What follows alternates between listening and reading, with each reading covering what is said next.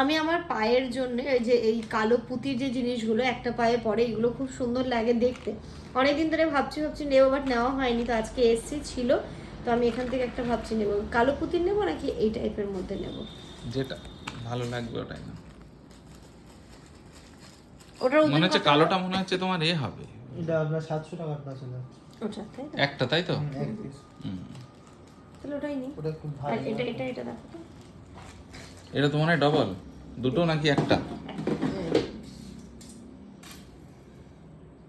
এটা 3 গুণ হবে। এটা অনেক ভারী। অনেক বেশি।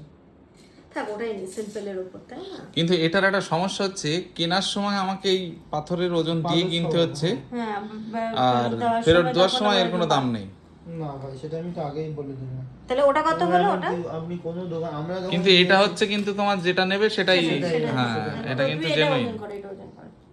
বুঝতে পারলে? এটা দেখো তো কত হচ্ছে। এটা কত দাম পড়ছে?